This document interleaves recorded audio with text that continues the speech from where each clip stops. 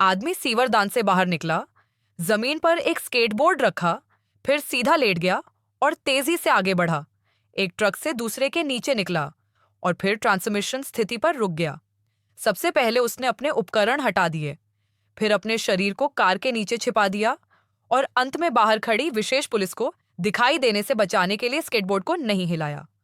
उन्होंने बहुत तेजी से ट्रक का पीछा किया, लेकिन राष्ट्रपति भवन के दरवाजे पर गार्डों ने उन्हें रोक दिया।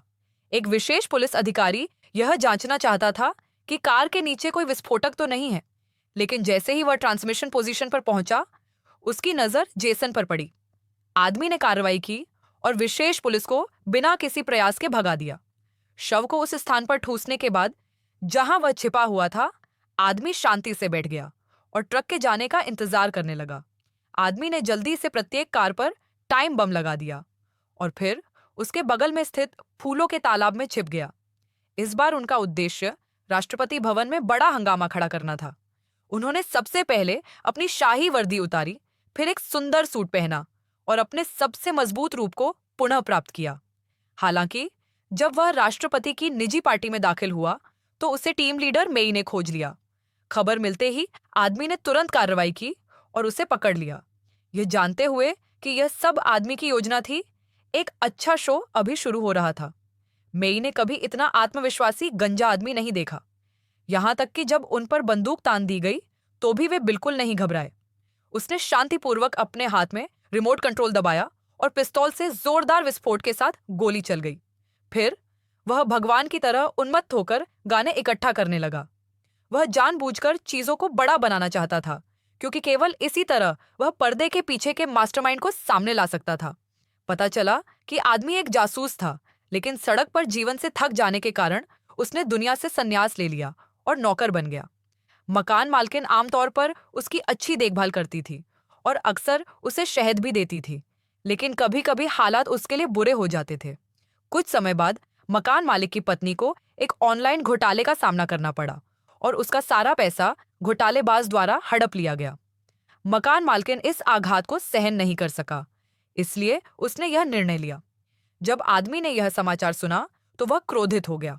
उन्होंने तुरंत अपना सैटेलाइट फोन निकाला और अपने पूर्व सहयोगी को फोन किया। अपने सहकर्मी की मदद से आदमी ने तुरंत धोखाधड़ी करने वाले समूह का स्थान लॉक कर दिया और फिर एक पिकअप ट्रक लेकर सीधे उनके पास पहुंच गया। वह मूलतः उस जगह को पेट्रोल से जलाना चाहता था, लेकिन दरवाजे पर सुरक्षा गार्ड ने उसे ऐसा करने से रोक दिया। यह देखकर कि आदमी अभी भी आ रहा था, उन्होंने निर्णायक रूप से अपनी पिस्तौलें चलाईं, लेकिन वह 2 सेकंड से भी कम समय में जमीन पर गिर गया। इसके बाद आदमी उसे कार्यालय ले आया और बिना कुछ कहे उस पर पेट्रोल डाल दिया। कर्मचारी इतने डर गए कि वे भाग गए। कंपनी मैनेजर उन्हें रोकने के लिए आगे आना चाहता था, लेकिन उन्होंने उसकी बात को गंभीरता से नहीं लिया। उन्होंने 2 बम निकाले और उन्हें तेल के ड्रमों पर चढ़ाकर हॉल में टेलीफोन लाइन को मुख्य बोर्ड से जोड़ दिया। जब कोई धोखा खाया हुआ व्यक्ति फोन करता तो बम तुरंत फट जाते। ये सब करने के बाद आदमी गाड़ी लेकर चला गया और अगले ही पल पूरी इमारत खंडहर में तब्दील हो गई। जल्द ही पर्दे के पीछे के बॉस को यह खबर मिल गई।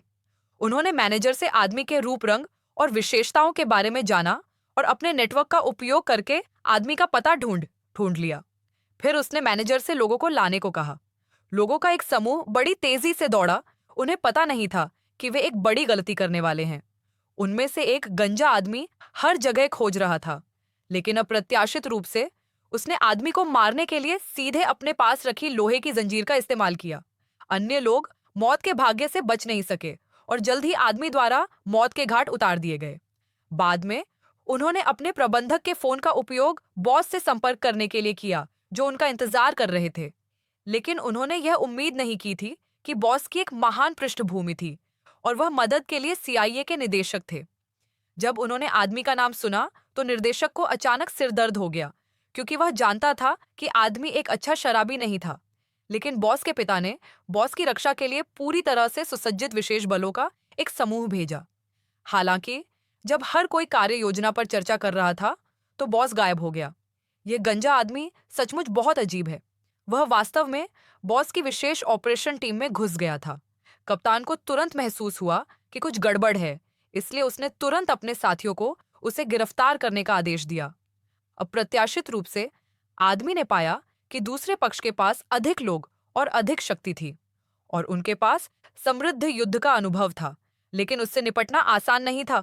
आखिरकार वह एक समय सीआईए का एक प्रमुख एजेंट था।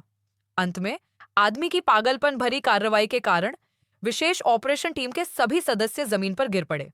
फिर उसने यहाँ के प्रभारी व्यक्ति को ढूंढा और उसे धमकाया कि बताओ, धोखाधड़ी करने वाली कंपनी का मालिक कौन है।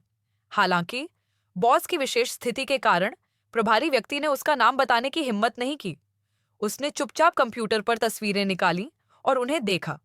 मूल स्थान पर यह पता चला कि बॉस राष्ट्रपति का इकलौता बेटा था, लेकिन जब तक वह आदमी की मृत्यु सूची में था तब तक वह राष्ट्रपति को भी मुंह नहीं दिखाएगा।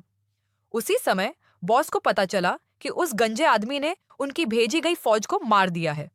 चूंकि राष्ट्रपति रात्रिभोज आयोजित करने वाले थे, इसलिए हर जगह विशेष पुलिस तैनात थी। बॉस ने सोचा कि वह बच निकलेगा, लेकिन उसे उम्मीद नहीं थी कि आदमी ट्रक के नीचे छिपा हुआ है। ट्रक के चले जाने के बाद उसने चुपके से उसके बगल वाली कार पर टाइम बम लगा दिया और फिर उसमें विस्फोट कर दिया। सबसे पहली बात तो यह कि अनगिनत शत्रुओं का सामना करते हुए भी वह शांत रहे। कार्रवाई बहुत तेजी से हुई और वह सफलतापूर्वक घेराबंदी तोड़कर घर में घुस गया। बाहर की अपेक्षा माहौल अधिक शांत था, लेकिन अंत में उन्होंने इसे भीषण युद्ध में बदल दिया और सफलतापूर्वक राष्ट्रपति के कमरे तक पहुंच गए। वह यहीं रुक गए, लेकिन कहा कि यह एक व्यक्तिगत द्वेष है और उन्होंने उन्हें दूसरों के काम में दखल न देने की सलाह दी। उनकी सेवानिवृत्ति के बाद से केवल मकान मालकिन ने ही उन्हें गर्मजोशी दी थी, इसलिए उन्हें इस योजना की रिपोर्ट करनी पड़ी। जब आदमी ने दरवाजे पर बम लगाया तो निर्देशक ने तुरंत अपने शरीर से दरवाजा बंद कर दिया। आदमी को यह बर्दाश्त नहीं हुआ और उसने सीधे निर्देशक की उंगलियां मरोड़ दी और फिर उसे धक्का देकर दूर कर दिया। आदमी के होटल में ठहरने के बाद अंततः उसकी मुलाकात एक धोखाधड़ी कंपनी के अक्षम्य बॉस से हुई, जो स्वॉट टीम का कप्तान था।